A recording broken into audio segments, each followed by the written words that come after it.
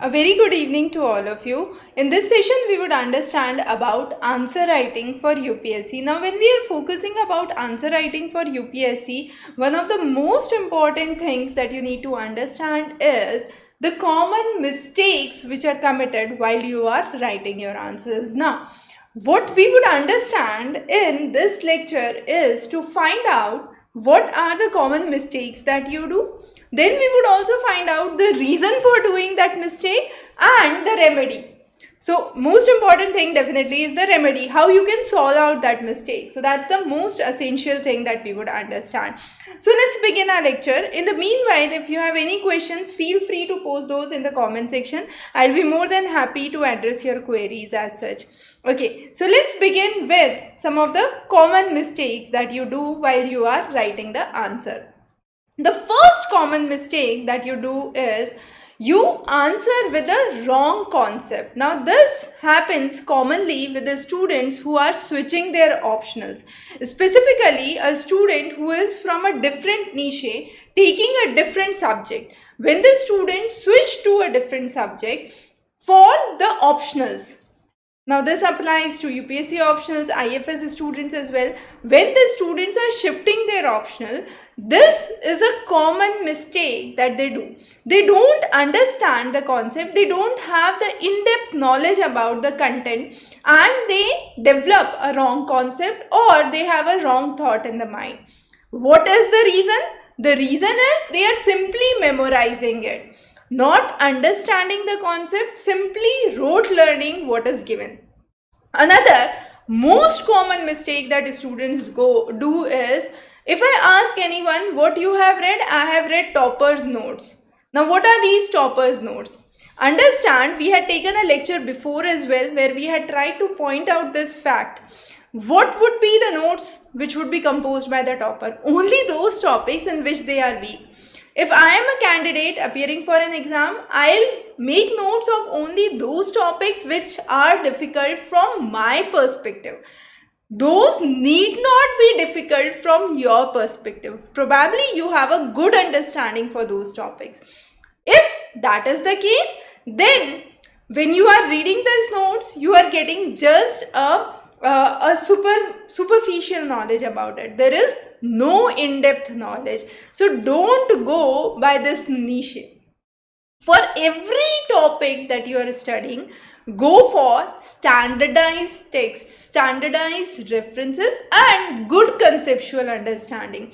If you are not able to understand any topic, don't just sit and memorize. Don't think that this is a topic, okay, I'm not able to comprehend. Good idea is just rote learn it. If you rote learn it, the kind of questions which are asked in UPSC, you would never be able to attempt those. The simple reason being, the questions nowadays are getting more applicative. When the questions are getting more applicative, it's important to have an in-depth understanding and knowledge about the concept, right? The next important thing is how to actually rule out this problem. So the ruling out this problem, the most important thing is overall views.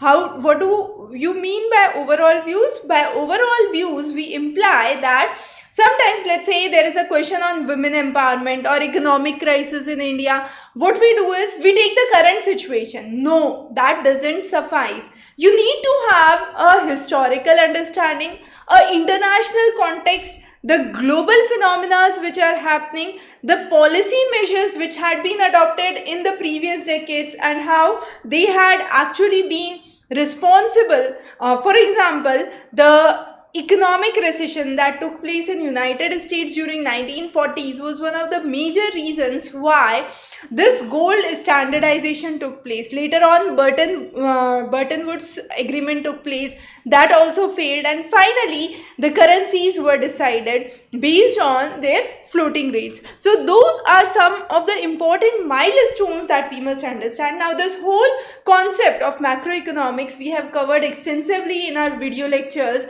on economics, which we have covered for GS mains, specifically available on doorstep. So you can refer that.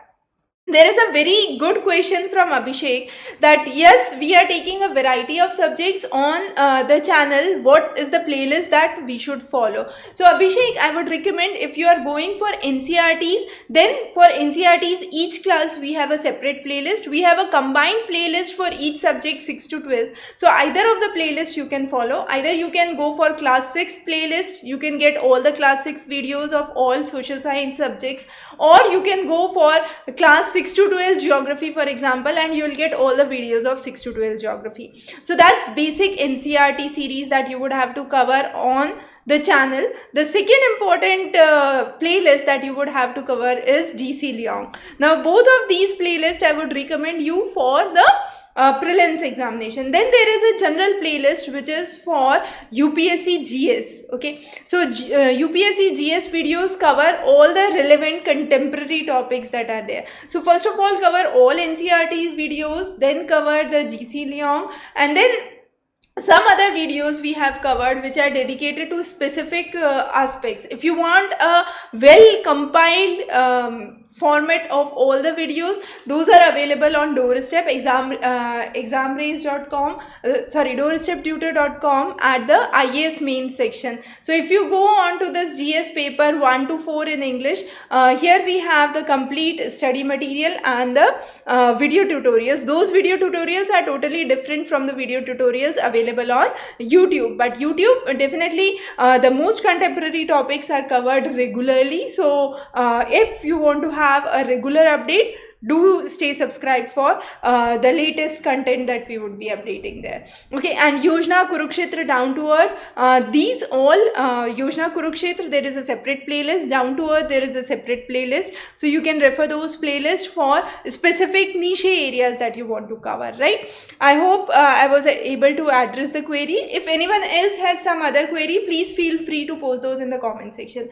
The next common mistake while writing the answer is, the error is we write a sketchy answer. What do we mean by a sketchy answer? It's just outline. Let's say a lot of students come and say, okay ma'am, I have heard toppers doing a flow chart, talking about a study, a detailed analysis. Now, there are big terms that you put in this flow chart. What does that imply? That is not explained. Okay, I forgot to bring an example here. It would have been more great if I could have brought the example here. Probably next time we'll cover that. Okay, so any topic that you want to cover, if I bring great terminologies out here, let's say if I talk about image processing, I say image processing can be done by radiometric distortions, or we can correct the geometric distortions. I can do systematic methods. I can have bilinear interpolation or cubical convolutions. Now I have brought so many terms here, right? But what are the meaning of those terms that have not been brought? This gives a picture that the knowledge is superficial. You have just read a key sketch or something somewhere and just pasted it here. So the answer looks incomplete, it looks skimpy. Don't do that. Now, what could be a remedy out here? Whenever you are reading, if you come about a technical term, understand it. Even for UPSC candidates, I have seen numerous copies. If I ask about 3 pillars of government of India, they would quickly say, okay, legislative, executive and judiciary. When I ask what is executive, the big question mark is executive is the same as legislature. Who all are components of executive? Are the members of parliament also members of executive, are also executive council members? Okay, so that is a common mistake, because you are not having an in-depth knowledge into it. So get an in-depth knowledge about every concept that you read. Very essential, not only for UPSC but any competitive exam that you are appearing. The recent changing examination trends, specifically by the NTA, has made it very clear that if you don't have a conceptual understanding, you won't be able to survive. Okay, there is another question from Roshan saying, how to initiate the answer writing? Another good question, I would say. A lot of students face difficulty how to start. Now, how to start, there is no one answer for it. It depends on the language of the question. Let's say the question talks about explain or give an insight about the whether, or let me frame a question like this.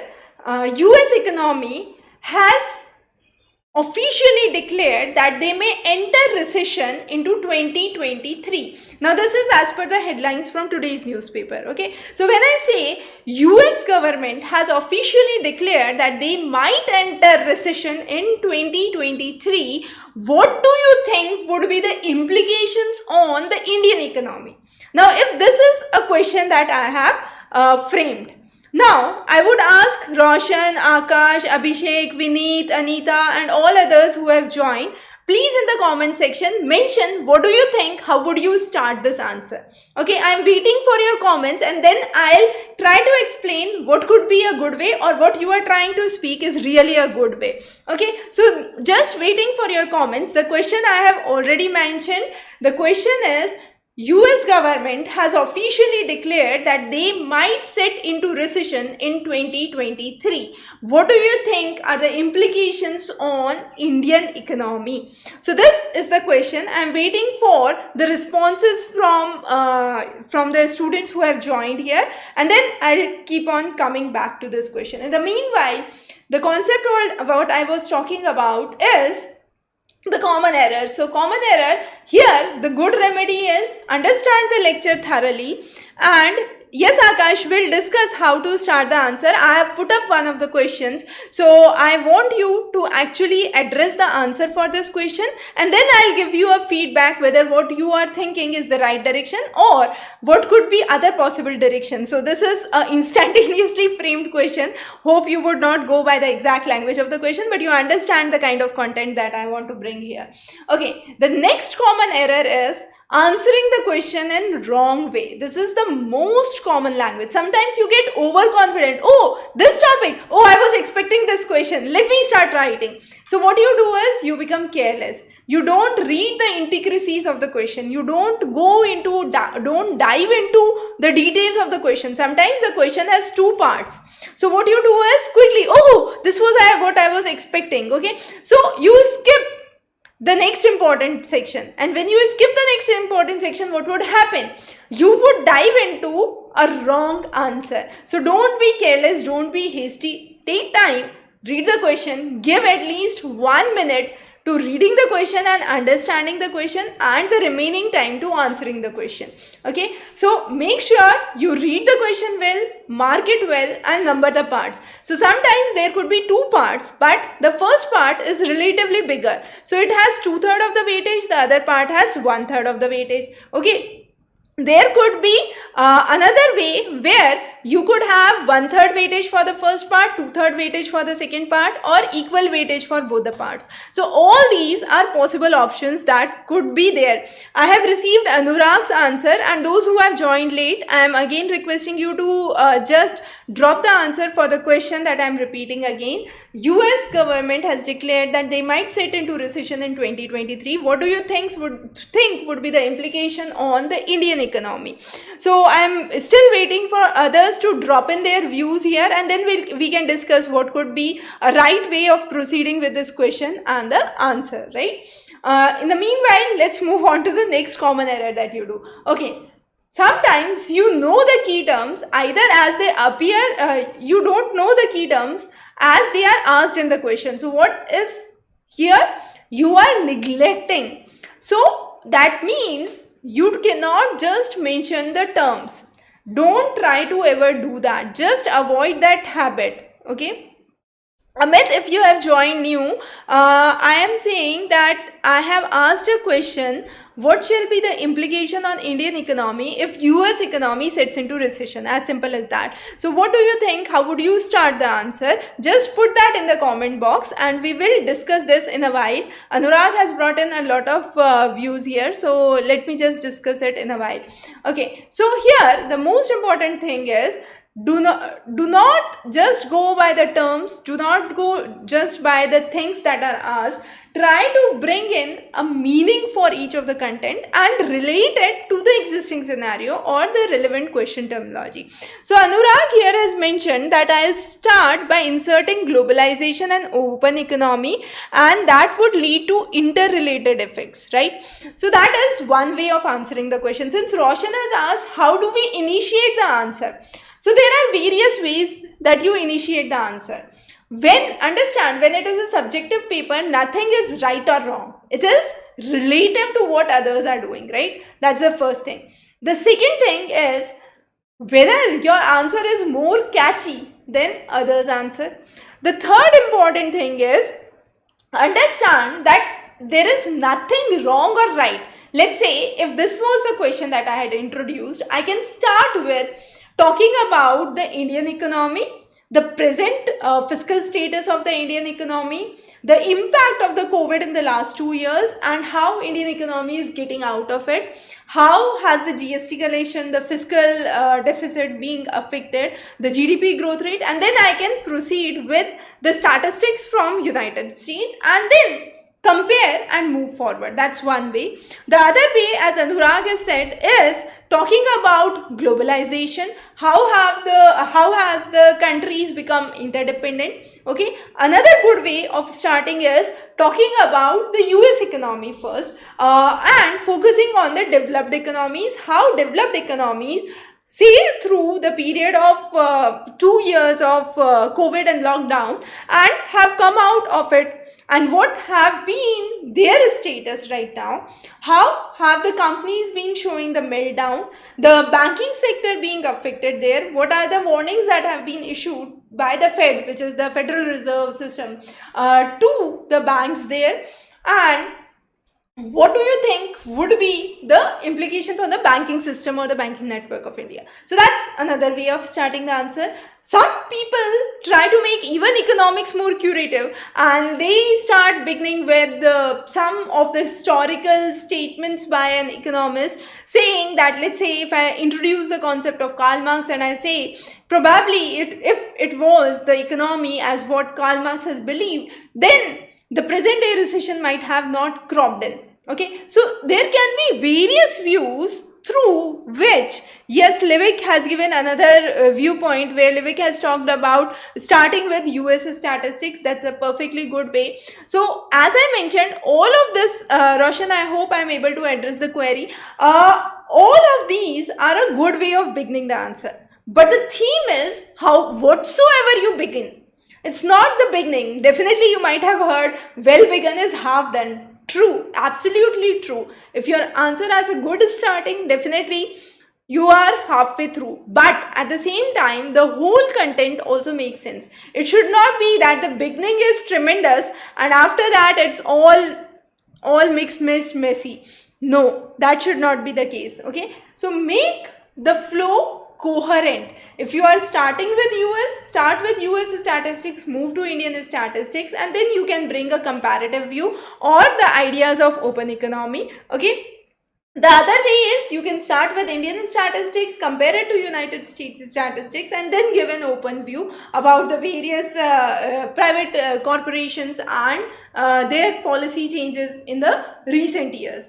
Anurag has again said that as far as I think, statistics should come in the body section because starting with statistics would be abrupt.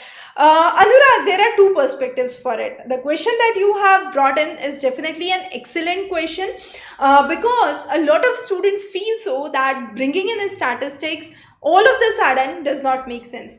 But let me think for a while. I'll bring a good example. Okay.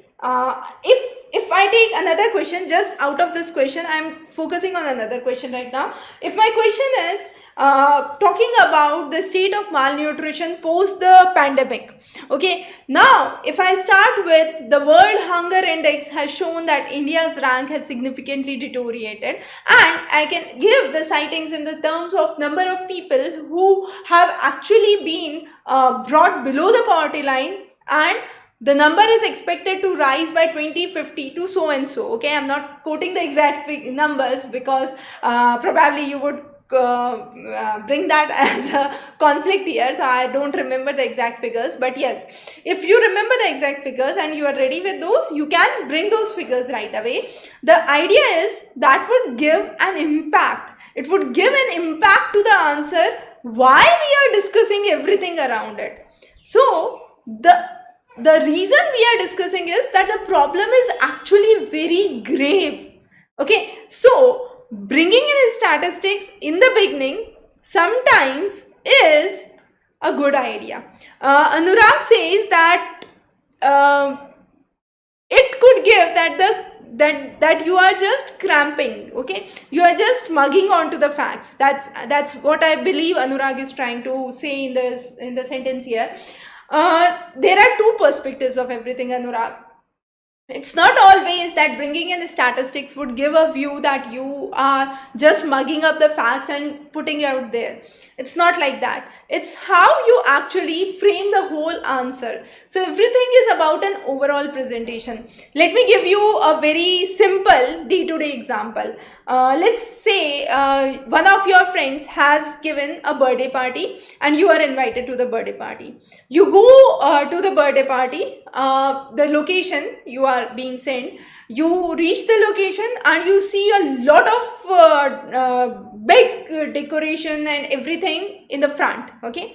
You are so amazed, wow, I would enjoy a lot today, okay. But as soon as you enter, you find there is no one around, no dinner for tonight, and you are just asked here, cutting the cake and moving back, okay. So what happens? All your plans get collapsed. So that is the same thing while you are writing the answer. The key thing is you should not start with a lot of statistics in the first two lines and then you don't have anything to write. So the examiner knows, okay, you had crammed these two lines and then you are not able to attempt the question, okay. So that should not be the case. I hope I am able to bring the thoughts into right place, but that's a very simple way of making you understand, because a lot of people have this general question when you are writing the answers. This person has told me right this way, this person has told me right this way, this person has told me right this way. So the number of people you would listen to, the number of suggestions you would get. There is a famous joke, I believe you might be familiar with, and that says a person has a good sweet shop and every person who comes gives a suggestion. So he starts to remove everything from the board and slowly everything from the board is gone and there is no board that there is a sweet shop. The same might happen when you are writing your answer, okay. So every person comes in, gives you a suggestion, you accept it and you do something else, you accept another suggestion, do something else. Definitely accept the suggestions, but don't just go by the things around. Develop your insight about each question, about how you have to formulate the question. Don't think this would be the right way of answering or I'm not able to do a good beginning. Most of the students whom I have evaluated usually come and say that the previous place where I was being evaluated, I was told these. Now, what would happen? Let's say if I am evaluating 20,000 copies a day or 2,000 copies a day, okay. Every person who comes to me and asks, what is the mistake I would commit? I have 5 fixed sentences that your beginning was not good, your end was not good, make your end interesting, make your beginning interesting. And those are absurd things. You don't know the head and tail. Still, I don't know who the candidate was, what the copy was and what I had evaluated. I just give those 10 written lines. Okay, this was the mistake, this was the mistakes, randomly saying something to someone. That is a common thing that students face, and they feel actually when they land up writing the answer, they understand that we are weak. We are not able to write the answer starting properly. So I believe it's not the starting or the ending or the middle. It's an overall coherent flow of thought. I hope I am able to address the queries Amit, Roshan, Anurag and others who had brought in their question here. Still, if you have any conflicts, any cross questions, please feel free to post those in the comment. We'll be open to discuss those. Okay. So I hope the common error 4 is done. Common error 5. You know what the concept is, but you are not applying that concept to the right place.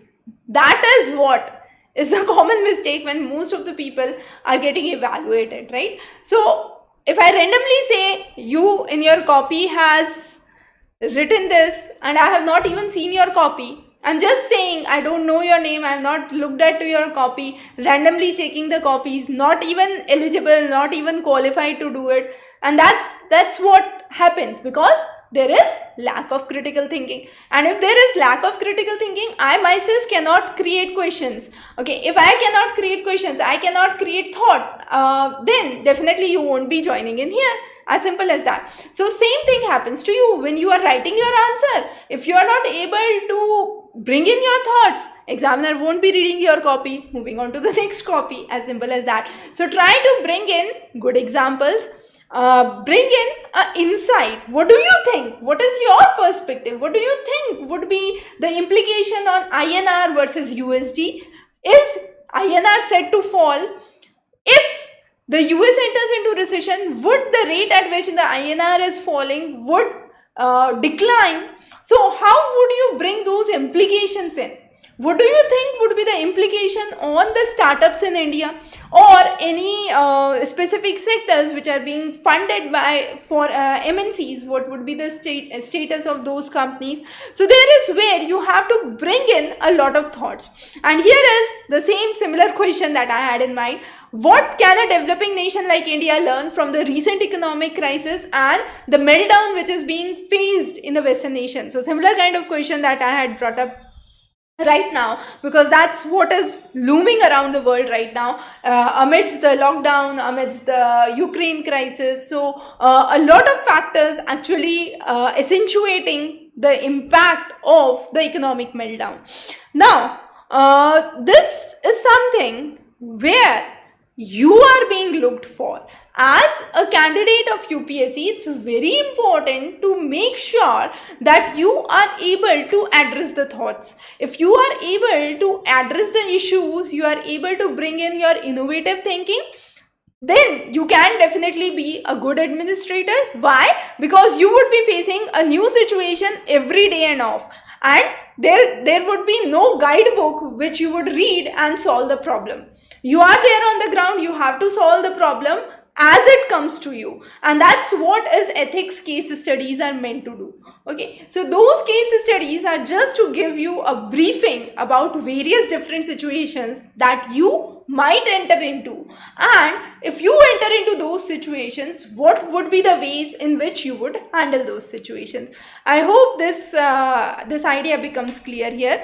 Anurag has brought in how to corroborate the assertions that we have made if we don't have enough data, unfortunately. Another good question, Anurag. It's not always that statistics or data is mandatory. Okay. Even without statistics, you can have your views, and that implies the critical thinking. That's what we were discussing right now. Even without data, even without statistics, if you know the economics, you understand how the demand and the supply works, and with changing the supply curves, how would be what would be the prospective impact onto the demand, you can understand the various aspects. A good way to point out this issue would be introducing a Phillips curve if you don't have a good data. This is something what you have read in your economics, so you understand it's simply a curve between inflation and unemployment. So as the aggregate demand would change, what would be the shift in the unemployment, right? So we have understood that there would be situations where the curve would either shift to left or right, or if let's say it's a long run aggregate supply, in that case you are just changing the price. When you are just simply changing the price, what would happen? The unemployment won't change, and therefore the Phillips curve would be a vertical line. So that's another good way of explaining it. However, in short run, if the supply increases, what would happen? The price would decrease, and so would the unemployment, right? So price would decrease. So this is a curve between price and real GDP. When the curve is between price and real GDP, what would happen? This real GDP would be what? This real GDP is nothing but increasing employment. So as the price decreases, employment increases. That means unemployment reduces. So with my increase in the price, that is, as my inflation increases, my unemployment is set to rise. That means my price is actually increasing, okay, and my unemployment is also rising. So this would be the point where I would have a new curve. So this was my original curve, which was a Phillips curve between inflation and unemployment. So what I do is I say that there was a price rise, but also there was a unemployment rise. So ultimately this was the new equilibrium position and this is the new curve. So this is a relation between inflation and unemployment. So we can understand with changes in aggregate demand, how would it affect the price as well as the unemployment. Now this is another way of answering the question if you don't have the sufficient data with you. We have covered this in our macroeconomics lectures on doorstep. If you want to go into more details on Phillips curve and more, you can definitely refer that, or NCERT would be the basic for it. So if you don't have the data, that's another way of presenting your answer. So I don't definitely say that have a data with you. As in the case of malnutrition, I didn't remember the data, so probably I won't start with the data, but that was at risk to tell you that if you start with the data, you know the data, you start with the data, it gives a broader perspective. Oh, the problem is so big. Definitely it requires to be addressed. Okay, so that's the theme that we are trying to bring in here. The last is a common error. Sometimes you leave out a section of the question. When you leave out the section of the question, you are not attempting a specific part of it. If you are not attempting a specific part of it, that means there is improper reading. You do not have detailed knowledge about it. So again, lack of knowledge is one of the important things. So what a good remedy could be, also not just the lack of knowledge, but also lack of reading the question properly. So read the question, reread the question, and make sure that you have covered everything which is asked in the question. You are not leaving a specific part of it. Now when you are leaving a part of it, that could be because of two reasons. Either you forgot, or you mistakenly left it, or you don't know it. Okay, so three reasons. If you forgot, then try to give it a while, give it a thought. If you can remember, write it. If you mistakenly did it, then while revisiting the question, you would be able to resolve it. And the third important problem is you don't know it. So when you don't know it, try to think